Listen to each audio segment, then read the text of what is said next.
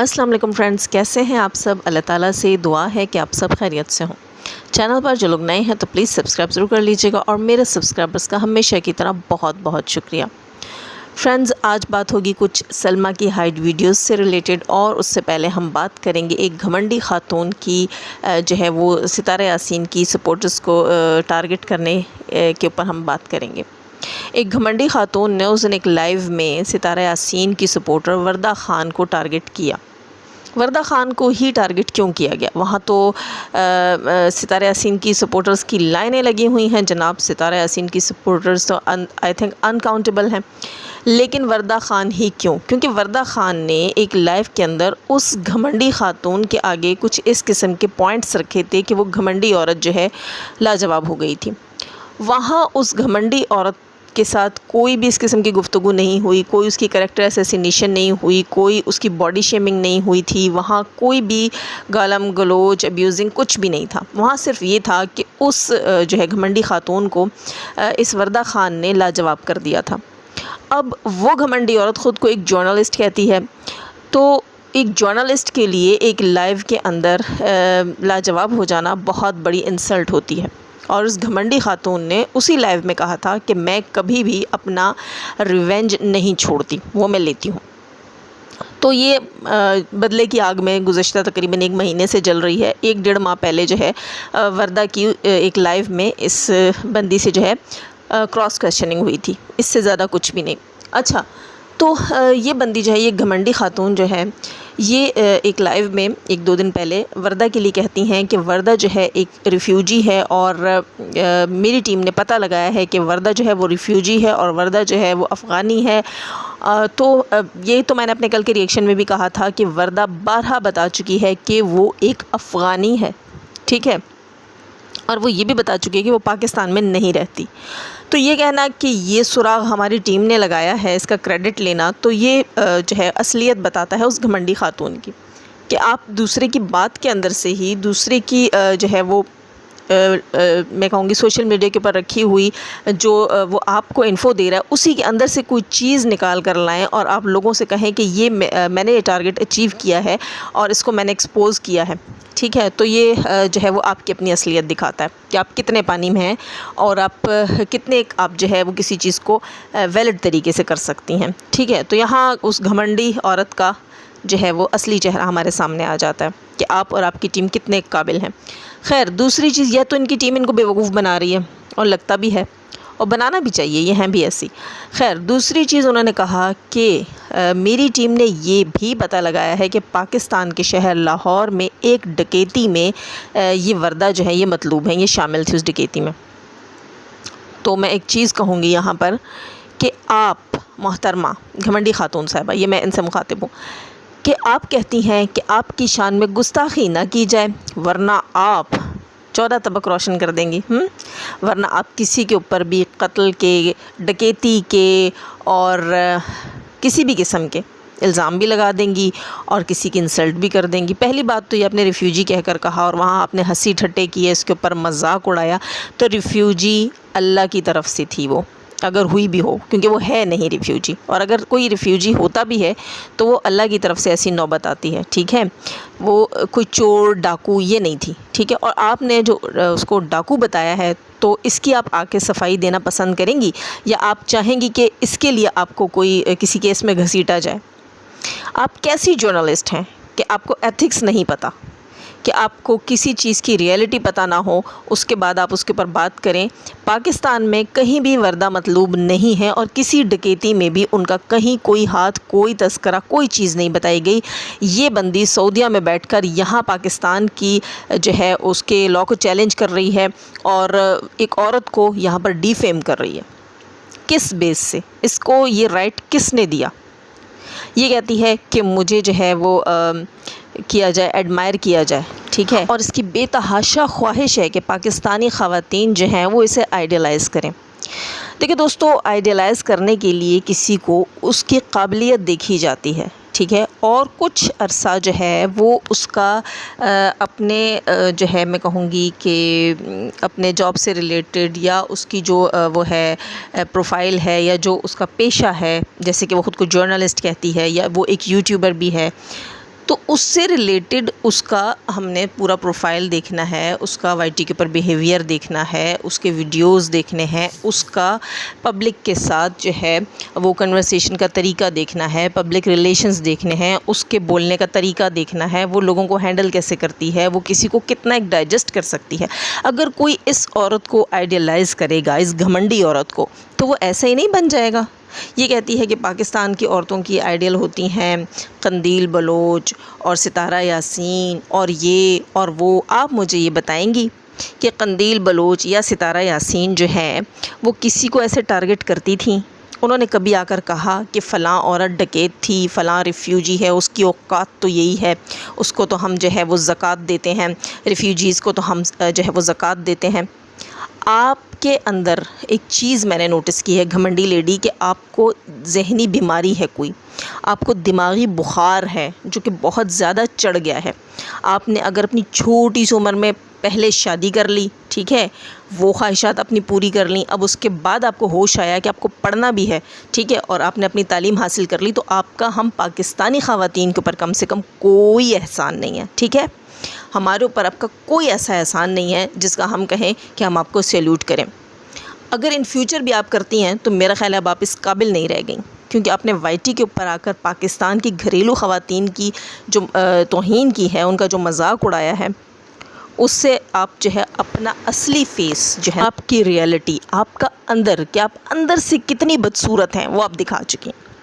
हमने दोस्तों इस घमंडी सऊदी जर्नलिस्ट की जो असलियत थी वो देख ली, हमने इसका अंदर की जो गंदगी है वो देख ली है। तो अब ये औरत हमारे लिए कोई वैल्यू नहीं रखती। इस केस को एक केस की तरह लेकर चलना चाहिए था। जो जर्नलिस्ट होते हैं या जो लॉयर होते हैं, अगर वो एक एक बंदे से दुश्मनियाँ पाल लें और रिवेंज लेना शुरू कर दें, तो फिर मैं कहूँगी कि लानत हो उनकी डिग्रियों के ऊपर। जो आपके जो है क्लाइंट्स हैं या आपके ओपोनेंट्स हैं, उनके साथ अगर आप इस तरह का रवैया रखेंगे तो फिर लानत है। उस तालीम ने तो आपको इतना नहीं सिखाया कि ये आपका काम है और काम को आप काम तक रखें, उसको आप पर्सनली ना लें। इस बंदी को इतना नहीं पता था, इससे इतनी सी बात डाइजेस्ट नहीं हुई कि एक आम घरेलू खातून जो है उसकी बातों को ये नज़रअंदाज कर दे, ये सोचे नहीं। ये कहती है ना कि मेरे पास बड़ी डिग्रियाँ हैं, मैंने बड़ी बुक्स लिखी हैं। ओ मोहतरमा, बुक्स लिखना कोई मुश्किल काम नहीं है। कोई बुक लिखने के लिए आपकी कोई डिग्री चेक नहीं होती, ठीक है। बुक लिख लें, जाके उससे खुद ही पब्लिश करवा लें तो आपकी बुक है, बात ख़त्म। आपकी असलियत जो है वो तब सामने आती है जब आपका दुनिया की सच्चाई के साथ वास्ता पड़ता है, जब लोग आपका अंदर का बर्दाश्त देखते हैं। यहाँ क्यों लोग सितारा यासीन को एडमायर करते हैं कि वो जो कुछ भी हो जाए वो अपने ऊपर सह लेती है, वो यहाँ आकर शो नहीं करती, वो किसी को बुरा नहीं कहती। आप में और सितारा यासीन में बहुत फ़र्क है। जो आप कहती हैं ना कि सितारा यासीन ये है वो है, अगर वो साबित भी हो जाता है ना, मिसाल के तौर पर, वो एक अलग फेस है, अगर वो साबित भी अल्लाह ना करे हो जाता है, तब भी मैं कहूँगी कि सितारा यासीन आपसे लाख दर्जा बेहतर है। क्यों? आप नहीं सोच सकती।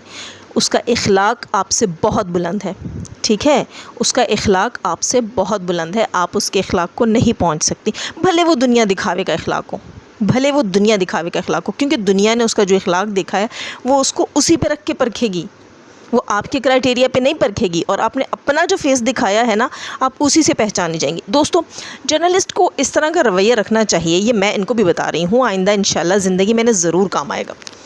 जर्नलिस्ट को आम आवाम के साथ इस तरह का रवैया रखना चाहिए कि उससे किसी भी केस की रिपोर्टिंग को लेकर पर्सनलाइज नहीं होना चाहिए। वो हर केस की रिपोर्टिंग को रिपोर्टिंग की हद तक रखे, वो किसी के ऊपर इम्पोज ना करे कि वो जो है कहे किसी को कि ये मैं मानती हूँ तो आप भी माने, इसमें इतने % मैं जो है वो कन्विंस हो गई हूँ तो आप लोग भी हो जाएं, ठीक है। तो ये चीज़ वहाँ आपके डिग्री को फ़ेल कर देती है, वहाँ आपकी तरबियत, ये जो कहती है सऊदी गवर्नमेंट की तरबियत, वो तरबियत आपकी फ़ेल हो जाती है।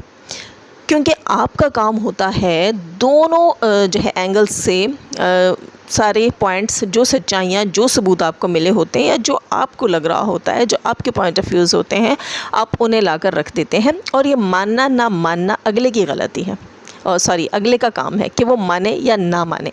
आप इम्पोज़ नहीं कर सकते किसी के ऊपर, किसी को फोर्स नहीं कर सकती आप कि आपने यही करना है।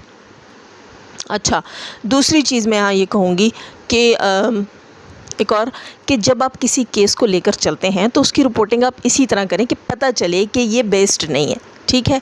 ये एक रिपोर्टर है और ये आपको रियलिटी बताने की कोशिश कर रहा है, या जितना ये जानता है ये कम से कम उतना बताने की कोशिश कर रहा है। उससे ये होगा कि इन फ्यूचर जब आप किसी दूसरे, तीसरे, चौथे, क्योंकि आप तो रिपोर्टर हैं तो आपने तो सारी ज़िंदगी रिपोर्टिंग करनी है, ताकि आपका एक इमेज अच्छा सा बन जाए कि ये बंदा बड़ी ज़बरदस्त रिपोर्टिंग करता है, ये बेस्ड होकर बात नहीं करता, ठीक है।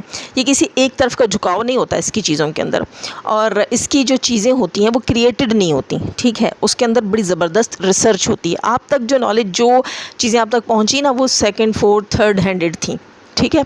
तो इसके लिए आपको आकर यहाँ घमंड नहीं दिखाना चाहिए था, वो चीज़ें हम जांच पड़ताल कर चुके थे। और आप जो मशवरे दे रही थी ना, एक इलेक्ट्रीशियन होना चाहिए और गुड इलेक्ट्रीशियन है तो वो ज़ाया नहीं होना चाहिए, तो ये चीज़ें आपको नहीं करनी चाहिए थी। खैर, तो अगर आप अपने काम को बड़े अच्छे तरीके से लेकर चलती तो इन फ्यूचर आपका चैनल इस काबिल होता कि आपकी रिपोर्टिंग को देखा जाता, आपकी रिपोर्टिंग को अप्रिशिएट किया जाता।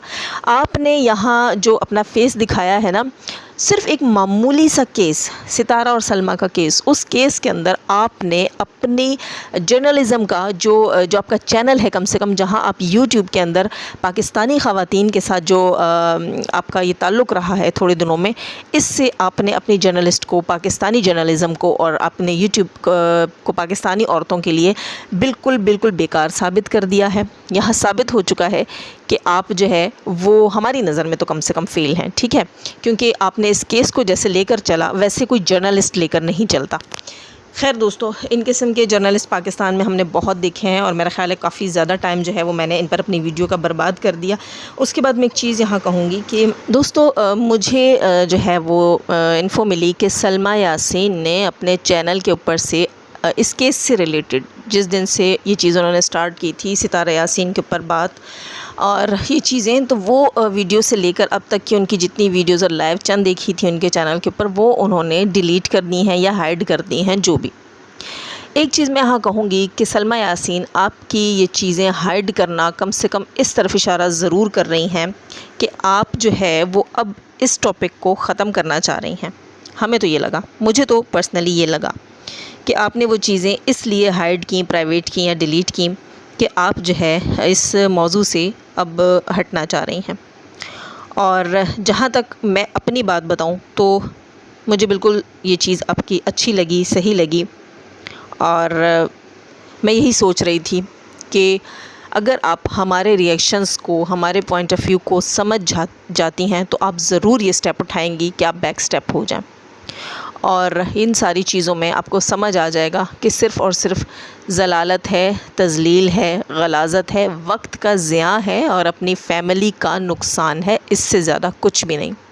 दोस्तों, कल के रिएक्शन में मैंने बड़ी डिटेल में ये सारी बातें बताई थी और मुझे बहुत अच्छा लगा, बहुत बहुत खुशी हुई, हम में से कई सपोर्टर्स को खुशी हुई कि सलमा यासीन जो हैं उनको हमारी बात समझ आ गई, हमारे पॉइंट ऑफ व्यू समझ आ गए। कम से कम उन्हें ये समझ आ गई कि हम सपोर्टर्स जो हैं, जिन्हें ये सितारा का सपोर्टर्स कहते हैं, मैं अपने चंद सपोर्टर्स की बात करूँगी, मैं सबको नहीं जानती, कम से कम हम लोग जो हैं वो इनके भले के लिए ही बात कर रहे थे। इनको अगर हमारा कल का रिएक्शन इन्होंने मेरा सुना हो और मेरे साथी यूट्यूबर्स का सुना हो तो मेरा ख़्याल है कि इन्हें बेहतर तौर पर समझ आई होगी कि हम 2 महीने से जो बात कर रहे थे वो दरअसल इन्हीं के हक़ में थी कि सलमा यासीन, आप इन चीज़ों में, इन चक्करों में पड़कर अपने बच्चों का फ्यूचर, अपना घर, अपना सुकून, अपनी सेहत, अपनी खुशी ना बर्बाद करें। आपको जो सही लगता है, गलत लगता है, उसे या तो अपने घर में सॉल्व करें या भाड़ में डालें और अपनी लाइफ को अपने बच्चों की खातिर जिएं। दोस्तों, मेरी तो यही एक सोच होती है, जब आपके बच्चे इस काबिल हो जाते हैं, आपको लगता है कि अब आपके बच्चे बड़े बड़े हैं, तो आपकी जो लाइफ होती है ना, अपनी ज़ाती लाइफ, वो ख़त्म हो जाती है। बल्कि बच्चे के पैदा होते ही माँ की अपनी लाइफ ख़त्म हो जाती है, उसको बच्चे के लिए जीना होता है। फिर उसके, हमारे यहाँ एशियन मॉम्स में ज़्यादातर यही होता है कि अगर आपको ससुराल में खुशी है, नहीं है, हस्बैंड के साथ बन रही है, नहीं बन रही है, तो हम अपने बच्चों को प्रायोरिटी देते हैं और उनकी खातिर हम सब कुछ बर्दाश्त करते हैं। तो जब हम इतना कुछ बर्दाश्त कर लेते हैं और जब हमारे बच्चे बड़े हो जाते हैं, उसके बाद हम जब आकर अपना बना बनाया घर, भले से वो एक ख़याली घर क्यों ना हो, उसको तोड़ दें, तो इसमें हमारे बच्चे ज़ख्मी हो जाते हैं। मुझे बहुत खुशी है सलमा यासीन, देर से ही सही आपको हमारी बात समझ आई और आप बैक स्टेप हुई। अल्लाह ताला जो है वो आपको और जो है वो समझ दे और बेहतर तरीके से इस सारी गलाज़त से निकलने की तौफ़ीक दे और आपको जो है वो सुकून दे। सबसे पहले आपके घर के अंदर, आपके ज़हन के अंदर सुकून दे और आपको इतनी तौफ़ीक दे कि आप अपने बच्चों को अच्छे से पाल सकें, उनको खुश रख सकें, आप ख़ुद को खुश रख सकें और अपनी व्लॉगिंग जो है वो कुछ अरसे में स्टार्ट करें। और हमें उम्मीद है दोस्तों, हमें उम्मीद है कि सलमा यासीन जो हैं वो कुछ अरसे में इंशाअल्लाह बेहतर तौर पर अपनी व्लॉगिंग स्टार्ट करेंगी। सलमा यासीन, हमारी दुआएं हैं आपके साथ और हमारे लिए तो यही खुशी की बात होगी कि आपको ये समझ आ जाए कि हम आपके दुश्मन नहीं हैं और हम आपकी फ़ैमिली की भलाई के लिए ही ये सब कह रहे थे। क्योंकि आपने ख़ुद देखा होगा कि आपके साथी सपोर्टर्स जो थे, जिन्हें कि हम आपके सपोर्टर्स कहते थे, वो सिर्फ़ और सिर्फ इस बात को बढ़ाने की कोशिश कर रहे थे और अपने चैनल्स का फ़ायदा कर रहे थे। खैर, वो क्या कर रहे थे, क्या नहीं कर रहे थे, ये उनकी और हमारी बहस है। इस बहस से आप ख़ुद को निकाल रही हैं, ये वेल एंड गुड है। दोस्तों, जीत हार जो होती है वो होती है जो अल्लाह साबित करता है। जीत हार वो नहीं होती जिसे हम लोग डिसाइड कर लेते हैं। यहाँ बहुत से लोग कहेंगे कि आप सितारा यासीन की सपोर्टर होकर आप सलमा के लिए ऐसा कह रही हैं। तो दोस्तों, हम सपोर्टर्स का तो पहले दिन से यही मुतालबा था, यही डिमांड थी कि सलमा यासीन या तो आप खामोश हो जाएं या ऐसे घर में सॉल्व करें या कोर्ट लेकर जाएं। और अब जब सलमा यासीन ने अपनी चीज़ें डिलीट की हैं, इसका मतलब यही हुआ है कि वो इस मामले को अब ख़त्म करना चाहती हैं, वो बैक स्टेप हो रही हैं। तो मेरा ख़्याल है कि हमें इस चीज़ में उनका साथ देना चाहिए, क्योंकि हमारी डिमांड तो यही थी उनसे। हमारी तो डिमांड ही यही थी कि सलमा, आप या घर में सॉल्व करो या कोर्ट जाओ या चुप कर जाओ। इस बात को यहाँ करने से कुछ हासिल नहीं होने वाला। तो जब हमारी डिमांड यही थी और सलमा यासीन जो हैं वो चीज़ें डिलीट कर रही हैं, इसका मतलब है कि वो खामोश हो रही हैं, वो पीछे हो रही हैं, वो छोड़ना चाहती हैं इस टॉपिक को, इस बकवास को, वो छोड़ना चाहती हैं, इस गलाज़त को, इससे निकलना चाहती हैं। तो हमें उन्हें भी सपोर्ट करना चाहिए इसमें से निकलने के लिए। बहुत से लोग इस चीज़ को सलमा यासीन ख़त्म करने में टाइम लेंगे। बहुत से लोग जो हैं उनको लगेगा कि सलमा को इतनी आसानी से नहीं छोड़ना चाहिए और क्योंकि आपसे ज़्यादा इस चीज़ को ख़राब किया है आपके सपोर्टर्स ने, जो कि पहले से ही सितारा के हेटर्स थे। तो अब इन चीज़ों को दबाने में, ख़त्म करने में, रफ़ा दफ़ा होने में टाइम लगेगा। तो मेरा आपको यही मशवरा है कि ये आपकी बर्दाश्त का टाइम है। तो इस टाइम में आप कम से कम वाईटी देखा ही ना करें, आप सुना ही ना करें। जी दोस्तों, मेरा मशवरा है सलमा यासीन को कि कुछ दिन के लिए आप जो है वाईटी को बिल्कुल खैर बात कहें, यहाँ आकर सुने ही ना, क्योंकि बहुत से लोगों के लिए चीज़ें बर्दाश्त करना मुश्किल होती हैं। यहाँ लोग बहुत कुछ कहेंगे। ये टॉपिक है ना, ये टॉपिक है और ये अच्छा ख़ासा मैं कहूँगी कि वायरल टॉपिक था। तो ये इतनी जल्दी तो दबेगा नहीं, इसको आपको टाइम देना पड़ेगा। इसको आप हफ़्ता, 2 हफ़्ते, 10 दिन, 20 दिन आप देकर देखें, महीना देकर देखें, ये टॉपिक ठंडा हो जाएगा। आप वापस आएंगी व्लॉगिंग में, लोग आपको बैड कमेंट्स भी करेंगे, आपके ऊपर दोबारा से रिएक्शंस भी बनाएंगे, बकवासियात करेंगे, लेकिन आपने जो है वो अपने काम से काम रखना है। प्लीज़ आप किसी को रिप्लाई ना करें, जो आपके लिए बेहतर होगा। अगर आप अपनी व्लॉगिंग जल्दी स्टार्ट करना चाहती हैं तो वेल एंड गुड। बस ये है कि आप ना कमेंट्स पढ़ें, ना कमेंट्स का जवाब दें, ना जो है किसी का रिएक्शन देखें और ना किसी के रिएक्शन को सीरियस लें। अब लोग यहाँ कहेंगे कि आप सलमा की साइड ले रही हैं। दोस्तों, मैं चाहती हूँ कि एक ख़ानदान की इज़्ज़त जो है वो बहाल रहे, वो बची रहे और लोग बेहतर तरीके से अपना अपना काम करें, क्योंकि गंद फैलाने वाले तो वो यही हैं, वो तो पहले भी यहीं थे, वो तो 1 साल से यहीं थे। ये ऐसे लोग हैं दोस्तों कि ये सलमा यासीन की जान भी इतने आराम से नहीं छोड़ेंगे।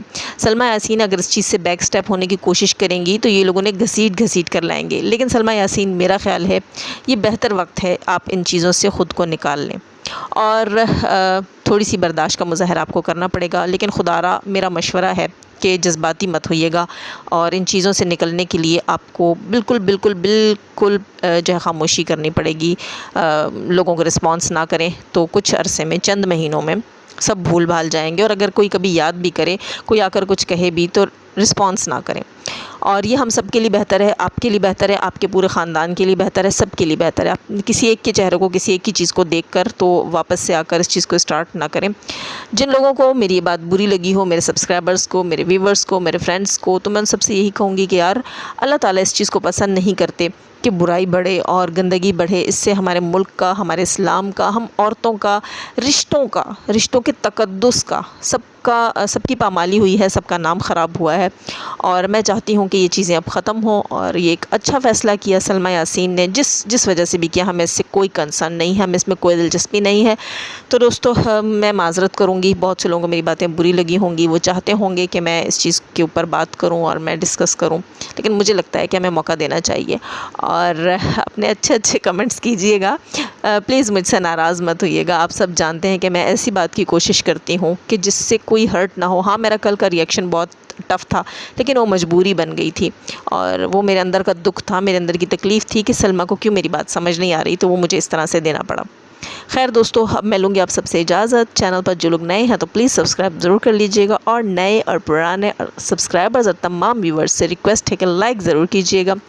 जाते हुए हमेशा की तरह दुआ, अल्लाह ताला हमें आसानियाँ अता फ़रमाए, आसानियाँ बाँटने की तौफ़ीक अता फ़रमाए और शैतान सिफ़्त मर्दों और औरतों से रखे हमें और हमारी फ़ैमिलीज़ को महफूज़। आमीन सुम्मा आमीन। अल्लाह हाफ़िज़।